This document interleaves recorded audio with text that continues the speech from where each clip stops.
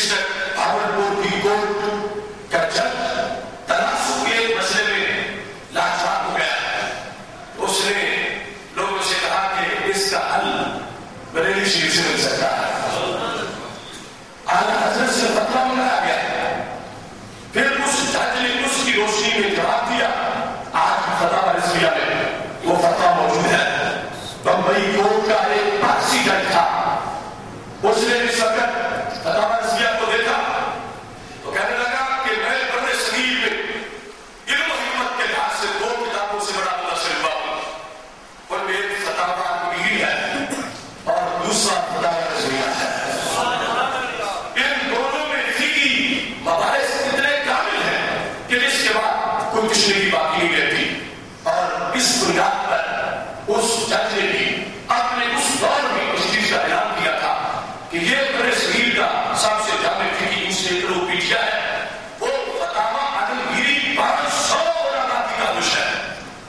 500 علماء عالمگیر نے اکٹھے کیے اور پھر ان کو وقت دیا گیا. پھر باسم پھر ریسرچ کیا ہوئے پھر فتاویٰ ہندیہ جس کو فتاویٰ عالمگیریہ کہا جاتا ہے وہ بہتر ہوا. اور دوسری طرف ایک حجرے میں بیٹھا انسان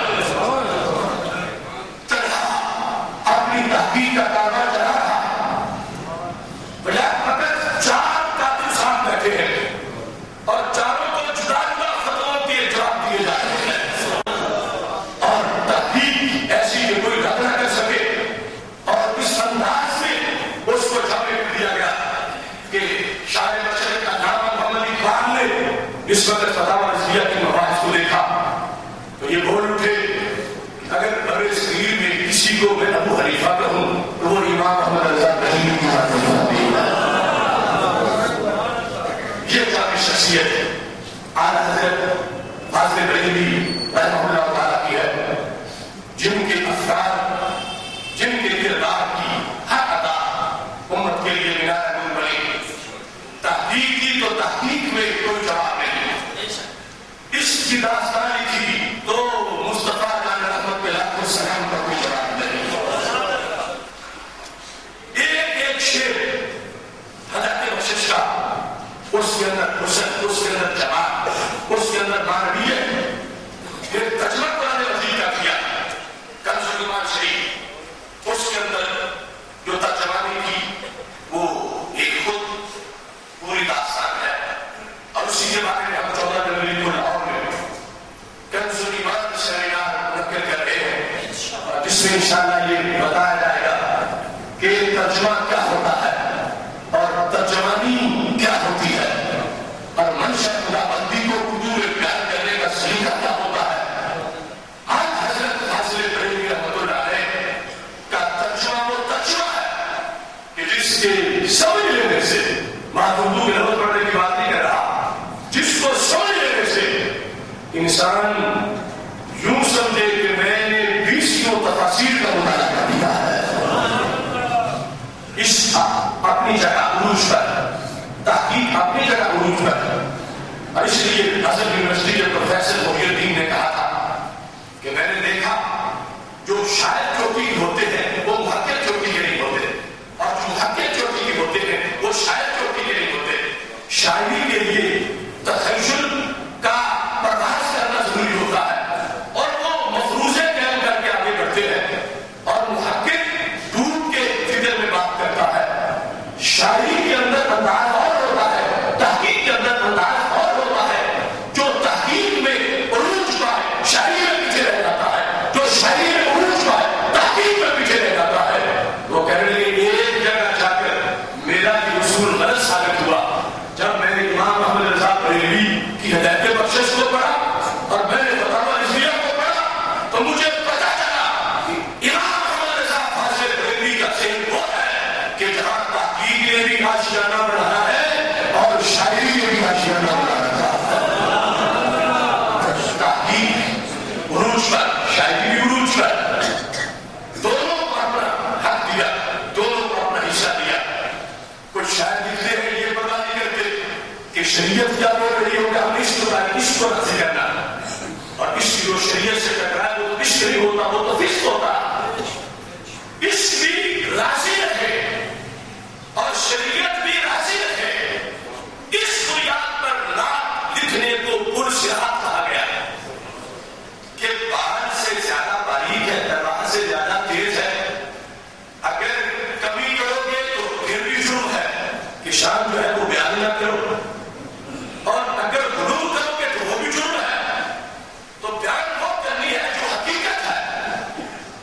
اس انداز میں اگر آگے بڑھے ہیں ان عظیم لوگوں میں سے ایک نام امام احمد رضا فاضل بریلوی رحمۃ اللہ کا ہے.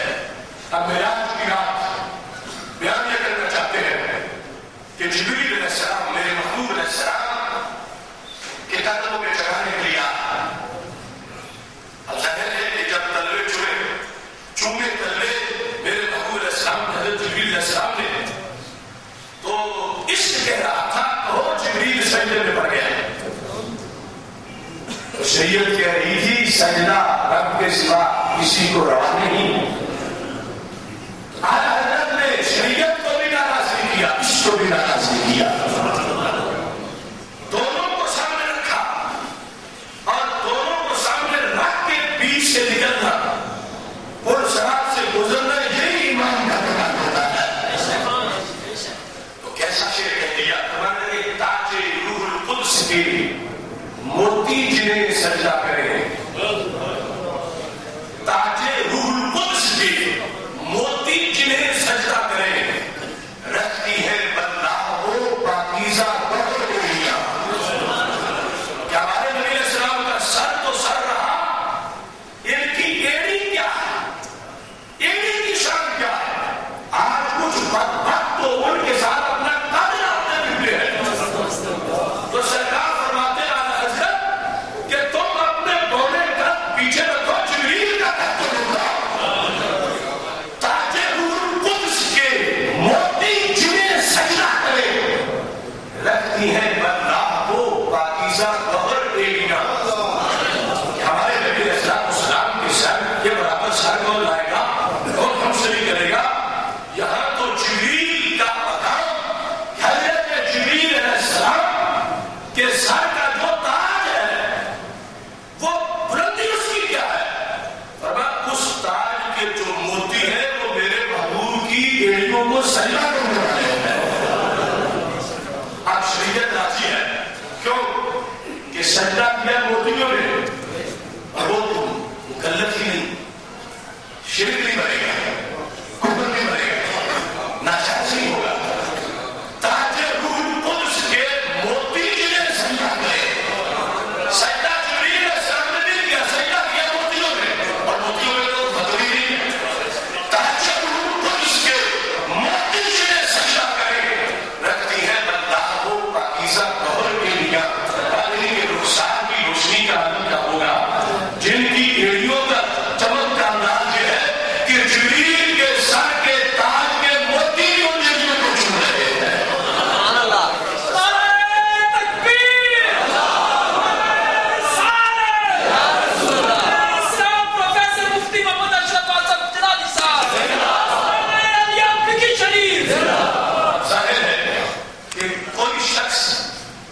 کے سر کے موتی کسی کو سجدہ تب کریں گے جب سر جھکا ہوا ہوگا. موتی پھر تاج قریب ہوگا ایڑی کے اور پھر موتی نیچے لگے ہوں گے. اب اس کو بھی تصویر مل گئی کہ جبریل کہاں پہنچے ہیں اور کس انداز سے حاصل ہوئے ہیں. اور شریعت کے لحاظ سے بھی کوئی خلاف ورزی حاصل نہیں آئی. اور بولے قد والوں کو بھی پتا چلا کہ جہاں جبریل علیہ السلام اتنا ادب کر رہے ہیں کہ ان کے سر کے تاج کے موتی جھک جھکے ہوئے ہیں. ہم کس کھیل کی مولی ہے کہ ہم ان سے مقابلہ کریں. اللہ کی سر کا قدم شان ہے کہ انسان بھی انسان وہ انسان ہے. یہ قرآن تو ایمان بتاتا ہے، ایمان یہ کہتا ہے میری جان ہے.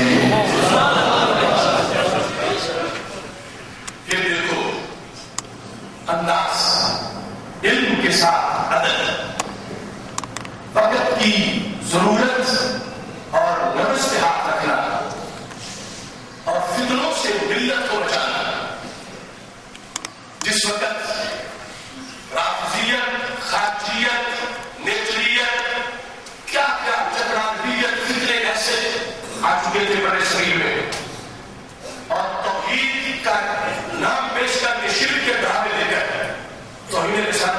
لیے گا رہے تھے اور ابن عبد الوہاب نجدی کی فکر کو اردو میں یہاں پیش کیا جا رہا تھا اور طرح طرح کے تانے جمہور مسلمانوں کو دیے جا رہے تھے.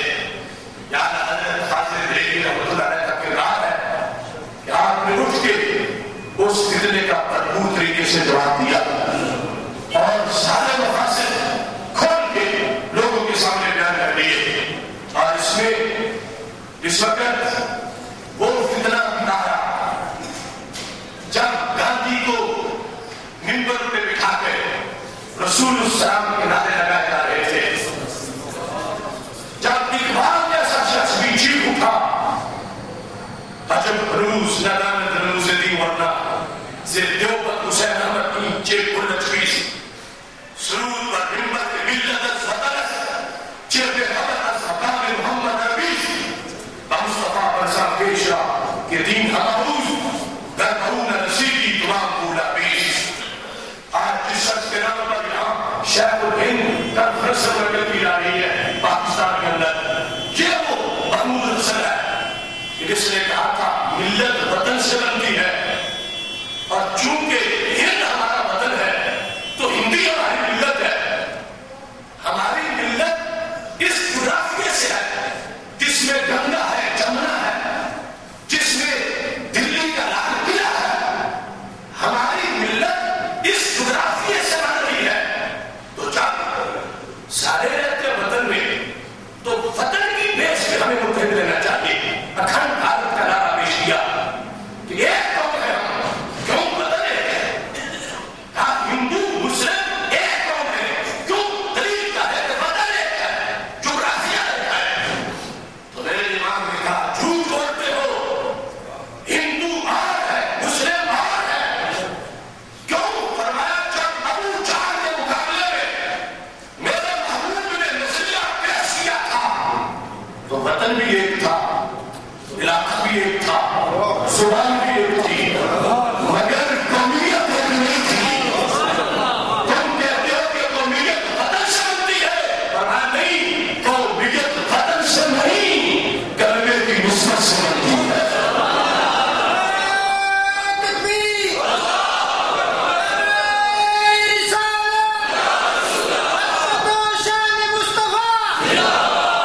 اگر حضرت حاضر بریلوی ٹو نیشن تھیوری کو اجاگر نہ کرتے اگر اس سے پہلے مجدد الفسانی اس کا بیچ برصغیر کی سرزمین میں بول رہ چکے ہوتے اگر امام فضل خیر آباد کی اس فصل کو پانی نہ دے چکے ہوتے تو پھر 1947 14 اگست کو پاکستان کہاں منظر ہو گیا تھا. یہ لوگ تو بیچ چکے تھے زمین کو بیچ چکے تھے ملت کی بقا کو. اور ابو کلام جیسے لوگ تو پاکستان کا علاق ہو جانے کے بعد بھی تقریر کر رہے تھے کہ کہاں جا رہے ہجرت کر کے لوگوں گنگا ادھر ہے جمنا ادھر ہے دلی کا لال قلعہ ادھر ہے آگرے کا تاج محل ادھر ہے. تو 2 کروڑ مسلمانوں نے گھر چھوڑ کے کہا ہم زمزم کو مانتے ہیں گنگا جمنا کو نہیں مانتے. ہم کعبے کو مانتے ہیں دلی کے لال قلعے کو نہیں مانتے. تو یہ سارا ٹولہ کم ایسی ٹولہ تو ان کے چرنوں میں کر رہا تھا. یہ جاندار مرحیم نے بھی لکھا کہ جن لوگوں نے تحریک پاکستان کو زندہ کیا اور منزل تک پہنچایا وہ امام احمد رضا بریلوی کی فکر کا ڈنڈا لے کے چلنے والے لوگ تھے. اس بنیاد پر آج حضرت حاضر بریلوی رحمۃ اللہ علیہ سیاسی افکار کے لحاظ سے مذہبی مسلکی افکار کے لحاظ سے سائنسی افکار کے لحاظ سے روحانی افکار کے لحاظ سے ملی افکار کے لحاظ سے ہر جہت میں انہوں نے تجدیدی کام کیا. ہر جہت میں انہوں نے کردار ادا کیا اور ہر فکرے کا انہوں نے بیٹھ کے مقابلہ کیا. اور اس انداز میں کہ آج بھی ان کی کتابیں ہمارے لیے سوغات ہے اور پتہ چلتا ہے کہ مجدد کون ہوتا ہے اور مجدد کیا کہتا ہے. ایک کتاب کی ایک لائن پڑھوانے کے لیے آج کے مجدد کو چیک کیا جا سکتا ہے. آج حضرت کے فتاوی رضویہ کا خطبہ آج کے مجدد ہونے کے نام کو دیا جائے اور کہا جائے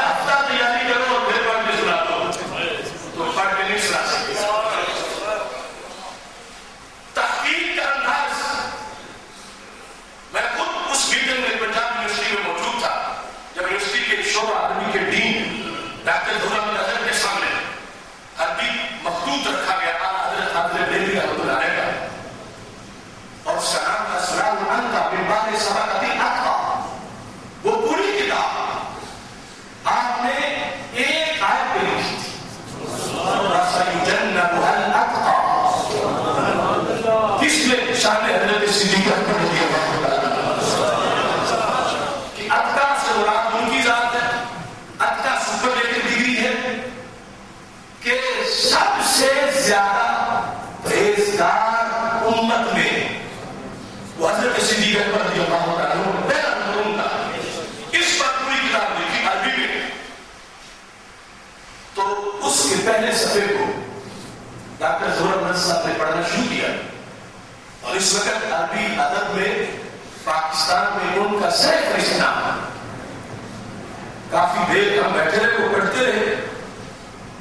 اس کے بعد ہماری طرف دیکھ کے کہنے لگے پتہ نہیں چلتا کہ امام محمد رضا کے پاس اتنا علم کہاں سے آیا تھا کہ میں نے پہلی 2-3 لینی بات پر پڑھی ہے، تو لگتا ہے کہ شاید انہوں نے ہر لفظ لکھنے سے پہلے 3 مہینے سوچا ہوگا۔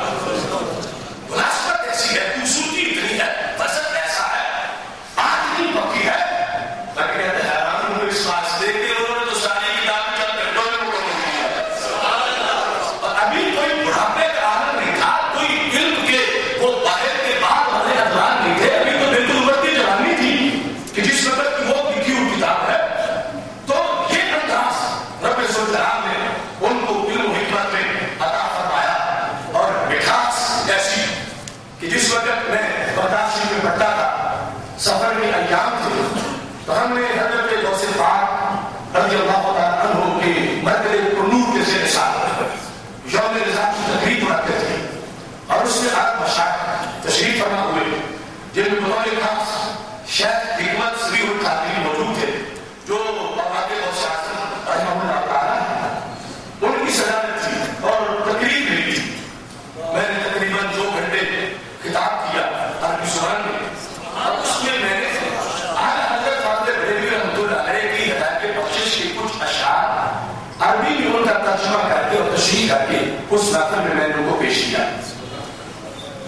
میرے بعد جب شیخ حکمت سریح القادری کو دعوت خطاب دی گئی تو انہوں نے کہا کہ مجھے افسوس ہے کہ اتنے بڑے امام سے ہم یوں واقف ہی نہیں تھے جس طرح آج انہوں نے ہمیں دعوت کروایا ہے۔ تو انہوں نے کہا میں نے بھی پوری تقریب کو سن کے اس نقطے پہ پہنچا کہ ہم عرب والے قصیدہ بردہ پڑھے تو ہمیں جو عشق کی لذت آتی ہے وہی لذت امام محمد رضا کی ہدایت بخشش سے ہمیں آئی ہے۔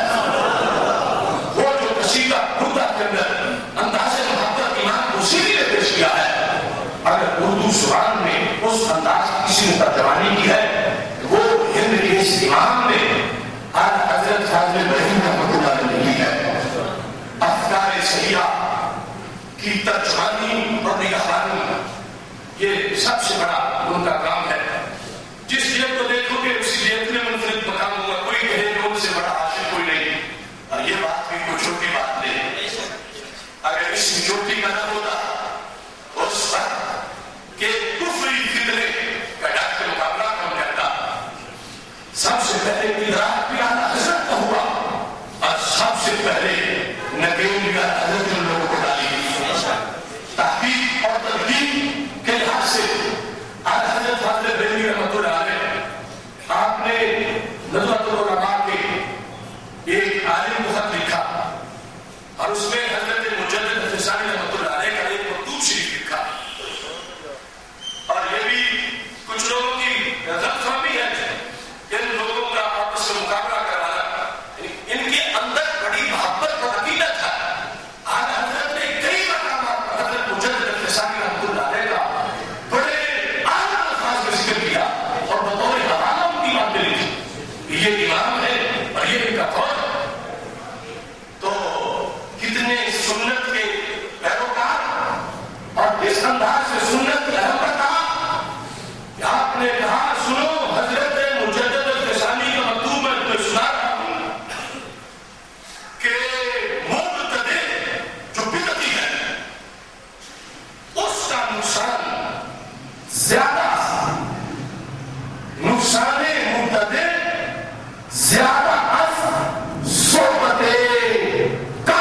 مشرک ساتواں فرمایا کافر و مشرک کے پاس بیٹھنے سے جتنا نقصان ہوتا ہے اس سے 100 مرتبہ زیادہ نقصان بدعتی کے پاس بیٹھنے سے ہوتا ہے.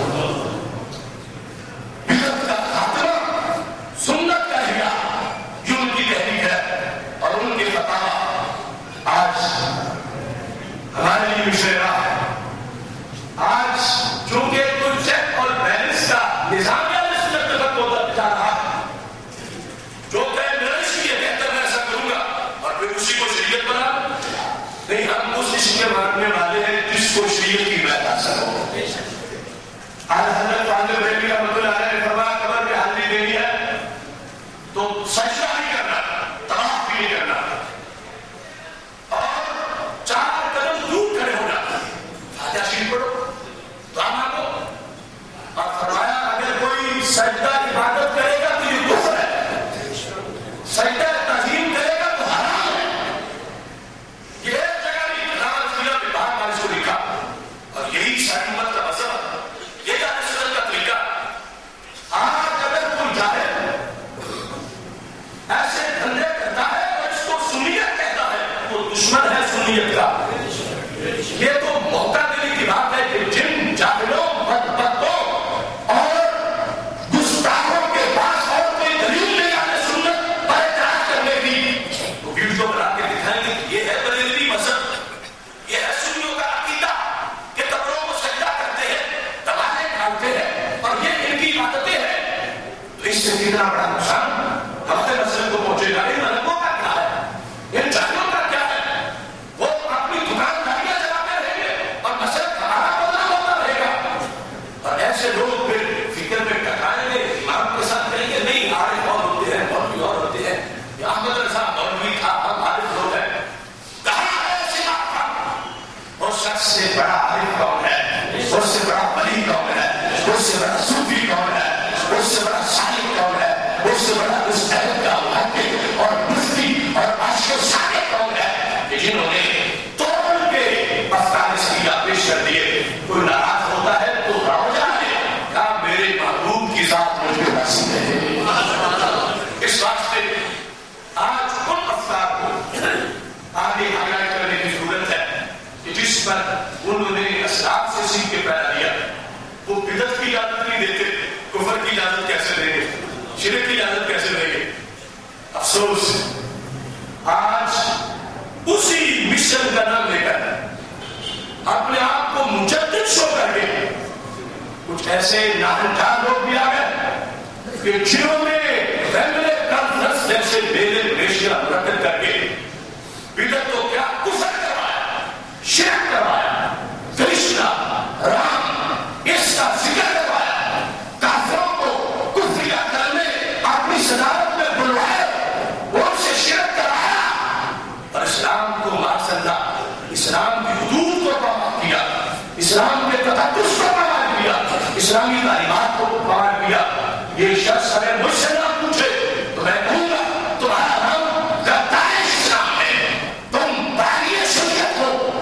اور وہ کہتا ہے میں مجدد نواسبی ہوں. تو یہ سوچنا چاہیے کہ ہم نے کلمہ حضرت محمد مصطفیٰ صلی اللہ علیہ وسلم کا پڑھا ہے.